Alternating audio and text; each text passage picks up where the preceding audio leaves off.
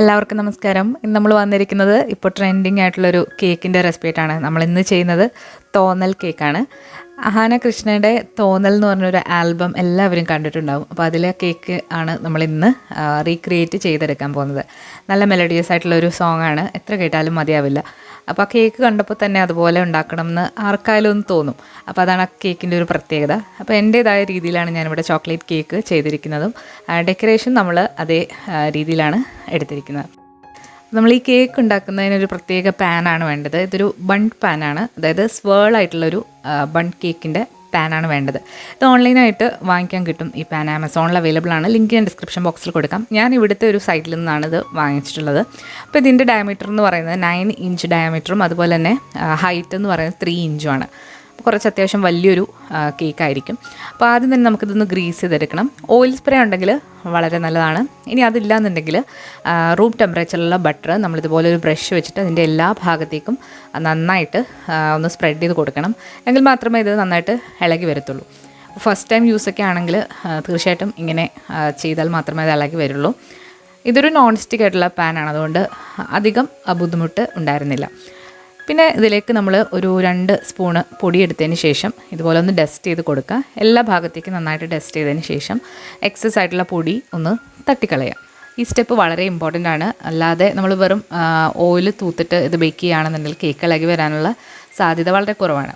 അപ്പോൾ ഇങ്ങനെ ചെയ്തിട്ട് മാറ്റി വെക്കുക. ഒരു 10 മിനിറ്റ് മുന്നേ മാറ്റി വെക്കുന്നതാണ് നല്ലത്. അതിൽ കൂടുതൽ സമയം ആകുകയാണെന്നുണ്ടെങ്കിൽ കുറച്ചുകൂടെ പൊടിയിട്ടൊന്ന് ഡസ്റ്റ് ചെയ്ത് എടുക്കാം. ഇനി നമുക്കിതിലേക്ക് വേണ്ടത് 2 കപ്പ് മൈദയാണ്. ഇത് കുറച്ച് വലിയ പാൻ ആയതുകൊണ്ട് നമുക്ക് 2 കപ്പ് മൈദ വേണം. ഇതിലേക്ക് നമ്മൾ ഒരു 1/2 കപ്പ് കൊക്കോ പൗഡറാണ് എടുത്തിരിക്കുന്നത്. ഇത് 50 ഗ്രാം കൊക്കോ പൗഡറാണ്, മധുരമില്ലാത്തത്. ഇനി ഇതിലേക്ക് നമ്മൾ ചേർക്കുന്നത് 2 ടീസ്പൂൺ ബേക്കിംഗ് പൗഡറാണ്. അപ്പോൾ 2 കപ്പിനുള്ള അളവിലാണ് നമ്മൾ പൊടികളെല്ലാം ചേർക്കുന്നത്.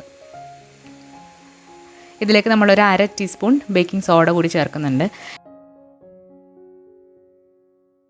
ഇനി ഈ ടേസ്റ്റൊക്കെ ഒന്ന് ബാലൻസ് ആവാൻ വേണ്ടിയിട്ട് നമ്മൾ ഇതിലേക്കൊരു 1/4 ടീസ്പൂൺ ഉപ്പും കൂടി ചേർക്കാം.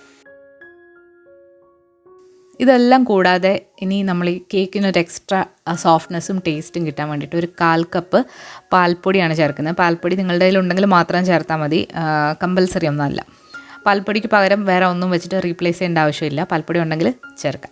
ഇനി ഇതെല്ലാം കൂടി നന്നായിട്ട് ഒന്ന് അരിച്ചെടുക്കണം. ഒരു 3 തവണയെങ്കിലും അരിച്ചെടുത്താൽ വളരെ നല്ലതാണ്. കാരണം നമ്മൾ ഈ കൊക്കോ പൗഡറിലൊക്കെ കുറച്ച് കട്ടകൾ അധികം കാണും. പിന്നെ ഇതെല്ലാം കൂടി നന്നായിട്ടൊന്ന് മിക്സ് ആകണമെങ്കിൽ ഒരു 3 തവണയെങ്കിലും ഒന്ന് അരിച്ച് എടുക്കുന്നത് നല്ലതാണ്. നിങ്ങൾ എടുക്കുന്ന പാൻ ഇതിനെക്കാട്ടിലും ചെറിയ അളവിലുള്ളതാണെന്നുണ്ടെങ്കിൽ നമ്മൾ എടുത്തിരിക്കുന്ന മെഷർമെൻറ്റിൻ്റെ നേർപകുതി എടുത്താൽ മതിയാകും. അപ്പോൾ മെഷർമെൻറ്റൊക്കെ ഡിസ്ക്രിപ്ഷൻ ബോക്സിൽ ഞാൻ കൊടുക്കുന്നുണ്ട്. ഇനി നമ്മൾ മിക്സ് ചെയ്യാൻ പോവാണ് കേക്ക്. അപ്പോൾ അതിന് വേണ്ടിയിട്ട് നമ്മളിവിടെ ഒരു 1/4 കപ്പ് ബട്ടറാണ് എടുത്തിരിക്കുന്നത്. ഉപ്പില്ലാത്ത സോഫ്റ്റ് ആയിട്ടുള്ള ബട്ടറാണ്. അപ്പോൾ നമ്മൾ ഇന്ന് സ്റ്റാൻഡ് മിക്സറിലാണ് ബീറ്റ് ചെയ്യുന്നത്. എനിക്ക് ഒരു 3 കേക്കും കൂടെ വേറെ ഉണ്ടാക്കാനുണ്ടായിരുന്നു. അപ്പോൾ അതുകൊണ്ട് എനിക്ക് ബീറ്റർ ഫ്രീ അല്ലായിരുന്നു. അപ്പോൾ നമ്മൾ ഈ ബട്ടർ ആദ്യം നന്നായിട്ടൊന്ന് ബീറ്റാക്കി എടുക്കാം.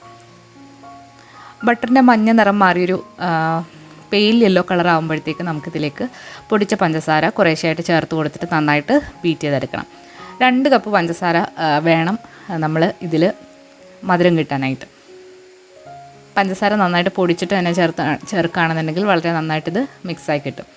പഞ്ചസാര നമ്മൾ ബീറ്റ് ചെയ്യുമ്പം ഒരു അടപ്പ് വെച്ചിട്ടൊന്ന് കവർ ചെയ്യുന്നത് വളരെ നല്ലതാണ്. അല്ലാന്നുണ്ടെങ്കിൽ പുറത്തേക്ക് തെറിക്കാൻ സാധ്യതയുണ്ട്. കുറേശ്ശെ പഞ്ചസാര ഇട്ട് കൊടുത്തതിന് ശേഷം നന്നായിട്ട് ബീറ്റ് ചെയ്യുക. ഹൈ സ്പീഡിലാണ് നമ്മൾ പഞ്ചസാര ഇട്ട് കൊടുത്തതിന് ശേഷം ബീറ്റ് ചെയ്ത് എടുക്കേണ്ടത്. അപ്പോൾ പഞ്ചസാര ഇട്ടിട്ട് നമ്മളിതുപോലെ നന്നായിട്ട് ബീറ്റാക്കി എടുത്തിട്ടുണ്ട്. അപ്പോൾ സൈഡിൽ നിന്നൊക്കെ നമുക്കിതുപോലെ ഒന്ന് വടിച്ചിട്ട് അതിൻ്റെ ഉള്ളിലേക്ക് ഇട്ടിട്ട് ഒന്നുകൂടെ ഒന്ന് നന്നായിട്ട് മിക്സ് ചെയ്തെടുക്കാം. ഇനി നമുക്കിതിലേക്ക് വേണ്ടത് മുട്ടയാണ്. നമ്മളിവിടെ 4 വലിയ മുട്ടയാണ് എടുത്തിരിക്കുന്നത്. ചെറിയ മുട്ടയാണെന്നുണ്ടെങ്കിൽ 5 മുട്ട എടുക്കണം. മുട്ട ഓരോന്നായിട്ട് ഈ ബട്ടറിലേക്കും പഞ്ചസാരയിലേക്കും ഇട്ട് കൊടുത്ത് നമുക്കിത് നന്നായിട്ടൊന്ന് ബീറ്റ് ചെയ്തെടുക്കാം.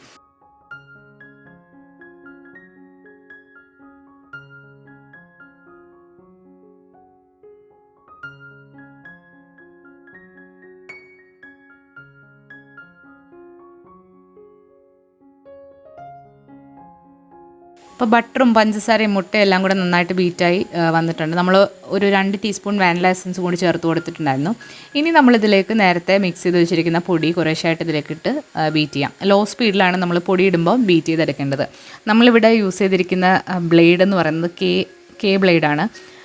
അപ്പോൾ കുറേശ്ശെ ചേർത്ത് കൊടുക്കാം. അപ്പോൾ പൊടി ചേർത്ത് കൊടുക്കുന്ന സമയത്ത് തന്നെ നമ്മളിതിലേക്ക് കുറച്ച് പാലും കൂടെ ഇടവിട്ട് മിക്സ് ചെയ്ത് കൊടുക്കണം. നമ്മളിവിടെ ഒരു 1/2 കപ്പ് പാലെടുത്തിട്ടുണ്ട്. ചൂടുള്ള പാലാണ് നമ്മൾ എടുക്കേണ്ടത്.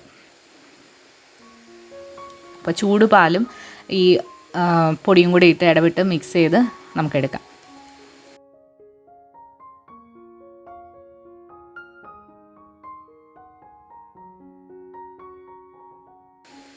ഇപ്പോൾ നമ്മുടെ ബാറ്റർ ഇവിടെ ഏകദേശം റെഡി ആയിട്ടുണ്ട്.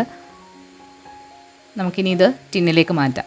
ഇതേ സമയം നമ്മൾ അവൻ പ്രീഹീറ്റ് ചെയ്യാനായിട്ട് വെക്കുക. അല്ലാന്നുണ്ടെങ്കിൽ നിങ്ങൾ ഏത് പാത്രമാണോ ബേക്ക് ചെയ്യാൻ ഉദ്ദേശിക്കുന്നത് അത് പ്രീഹീറ്റ് ചെയ്യാനായിട്ട് മാറ്റി വെക്കുക.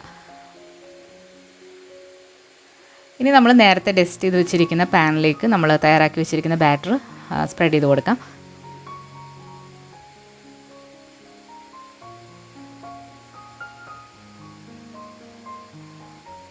നമ്മൾ ഈ ബാറ്റർ ഈ ടിന്നിലേക്ക് ഇട്ട് കൊടുത്തതിന് ശേഷം അതിൻ്റെ കറക്റ്റായിട്ടുള്ള വിടവിലേക്കൊക്കെ ബാറ്റർ എത്താനായിട്ട് നമ്മളൊന്ന് ശ്രദ്ധിക്കണം. അതിന് വേണ്ടിയിട്ട് നമ്മളൊരു പാലറ്റ് നൈഫ് വെച്ചിട്ടോ അല്ലാന്നുണ്ടെങ്കിൽ സ്പാറ്റിലോ വെച്ചിട്ടോ ചെറുതായിട്ട് ഇതുപോലെ ഒന്ന് ലെവലാക്കി കൊടുക്കുന്നത് വളരെ നല്ലതാണ്. അപ്പോൾ നമ്മൾ ആ ഗ്യാപ്പിലേക്കൊക്കെ ബാറ്റർ ഇറങ്ങിയിട്ട് കറക്റ്റ് ഷേപ്പിൽ കിട്ടും. അല്ലാന്നുണ്ടെങ്കിൽ അതിൽ എയർ ബബിൾസ് ഉണ്ടെങ്കിൽ നമ്മൾ ബേക്ക് ചെയ്തെടുക്കുമ്പോൾ ഇടയ്ക്ക് ഫില്ല് ചെയ്യാതെ കിടക്കും. അപ്പോൾ ഇതുപോലെ ഒന്നാക്കി കൊടുക്കുകയാണെന്നുണ്ടെങ്കിൽ നന്നായിട്ട് കിട്ടും. അതിനുശേഷം നമ്മളിതൊന്ന് തട്ടിയും കൂടെ കൊടുക്കുക. ഇടയ്ക്ക് എന്തെങ്കിലും എയർ ബബിൾസ് ഉണ്ടെങ്കിൽ പോകാനായിട്ട് ആണ്. അപ്പോൾ നന്നായിട്ട് തട്ടി കൊടുത്തതിന് ശേഷം നമ്മൾ പ്രീഹീറ്റാക്കി കിടക്കുന്ന അവനിലേക്ക് വെച്ചിട്ട് ബേക്ക് ചെയ്യാം. നമ്മളിവിടെ 170 ഡിഗ്രിയിൽ 15 മിനിറ്റ് പ്രീഹീറ്റ് ചെയ്ത് കിടക്കുന്ന ഓവനാണ്. അപ്പോൾ അതിലേക്ക് നമ്മളിത് വെച്ച് കൊടുക്കാം. ഞാനിവിടെ താഴത്തെ റാക്കിലാണ് ഇത് വെച്ച് കൊടുക്കുന്നത്. അതിനുശേഷം 1 മണിക്കൂറാണ് ബേക്ക് ചെയ്യാനായിട്ട് എടുത്തിരിക്കുന്നത്. 2 കോയിലും ഹീറ്റാക്കുന്ന ഓപ്ഷനാണ് സെറ്റ് ചെയ്തിട്ടുള്ളത്. അപ്പോൾ നിങ്ങളുടെ ഇഷ്ടത്തിനനുസരിച്ചിട്ട് ബേക്ക് ചെയ്യാം. കൺവെക്ഷൻ ഓവനാണെങ്കിലും സെയിം ടെമ്പറേച്ചർ സെറ്റ് ചെയ്താൽ മതി. അപ്പോൾ നമ്മൾ 1 മണിക്കൂർ എടുത്തത് ബേക്ക് ആകാനായിട്ട്. ടൂത്ത് പിക്കൊക്കെ നന്നായിട്ട് ക്ലീനായിട്ട് വന്നിട്ടുണ്ട്. ഇനി നിങ്ങൾക്ക് ഈ കേക്ക് ബട്ടറിന് പകരം വെജിറ്റബിൾ ഓയിൽ വെച്ചിട്ടും ചെയ്തെടുക്കാവുന്നതാണ്. തണുപ്പുള്ള സ്ഥലങ്ങളിലൊക്കെ ആണെന്നുണ്ടെങ്കിൽ ബട്ടർ കേക്ക് കുറച്ച് കഴിയുമ്പോൾ കുറച്ചൊന്ന് ഹാർഡാകുന്നതായിട്ട് കാണാം. അപ്പോൾ ചെറുതായിട്ടൊന്ന് ചൂടാക്കിയാൽ മതി, നല്ല സോഫ്റ്റ് ആവും. പിന്നെ നമ്മൾ ശ്രദ്ധിക്കേണ്ട മറ്റൊരു കാര്യം, കറക്റ്റ് 10 മിനിറ്റ് ആകുമ്പോൾ തന്നെ ഇത് ഡിമോൾഡ് ചെയ്ത് എടുക്കുക. അപ്പോൾ എനിക്കിത് അധികം കഷ്ടപ്പെടേണ്ടിയൊന്നും വന്നില്ല. 2 സൈഡിൽ നിന്ന് ചെറുതായിട്ടൊന്ന് ലിഫ്റ്റ് ചെയ്തപ്പോൾ തന്നെ ഇത് ഡിമോൾഡായി കിട്ടിയിട്ടുണ്ട്. നമ്മൾ ഒരുപാട് ഡാർക്ക് കളറിലല്ല ഈ കേക്ക് ഇപ്പോൾ ചെയ്തിരിക്കുന്നത്. നിങ്ങൾക്ക് ഇനി ഒരുപാട് ഡാർക്ക് കളറിൽ ഇത് വേണമെന്നുണ്ടെങ്കിൽ ഇതിലേക്ക് നമ്മൾ ബീറ്റ് ചെയ്യുമ്പോൾ കുറച്ച് ഡാർക്ക് ചോക്ലേറ്റ് മെൽറ്റ് ചെയ്തിട്ട് ചേർത്താൽ മതി. അല്ലാന്നുണ്ടെങ്കിൽ ബ്ലാക്ക് കളർ ചേർത്താലും ബ്ലാക്ക് കളറിൽ കിട്ടും. നമ്മളിവിടെ കളറൊന്നും ചേർക്കാതെയാണ് എടുത്തിരിക്കുന്നത്. നല്ല സോഫ്റ്റ് ആയിട്ടുള്ള ഒരു കേക്കാണ്. അപ്പോൾ ഇനി നന്നായിട്ട് തണുത്തതിന് ശേഷം നമുക്കിതിലേക്ക് ചോക്ലേറ്റ് സിറപ്പും ബാക്കിയുള്ള ഡെക്കറേഷൻസും ഒക്കെ ചെയ്യാം. അപ്പോൾ ഇത് നമ്മൾ തലേദിവസം ഉണ്ടാക്കി വെക്കുകയാണെന്നുണ്ടെങ്കിൽ നിങ്ങളൊന്ന് കവർ ചെയ്തിട്ട് വെക്കുക. പ്ലാസ്റ്റിക് റാപ്പിൽ കവർ ചെയ്തിട്ട് മാറ്റി വെച്ചിട്ട് അടുത്ത ദിവസം ഒഴിച്ചാലും മതി. ഇനി ചൂടോടുകൂടി തന്നെ ഒഴിച്ചാലും കുഴപ്പമൊന്നുമില്ല. ഇനി നമുക്കിതിലേക്ക് വേണ്ടിയിട്ടുള്ള ഡാർക്ക് ചോക്ലേറ്റ് സിറപ്പ് തയ്യാറാക്കിയെടുക്കാം. അതിന് വേണ്ടിയിട്ട് നമ്മളിവിടെ 150 ഗ്രാം ഡാർക്ക് ചോക്ലേറ്റ് ചിപ്സാണ് എടുത്തിരിക്കുന്നത്.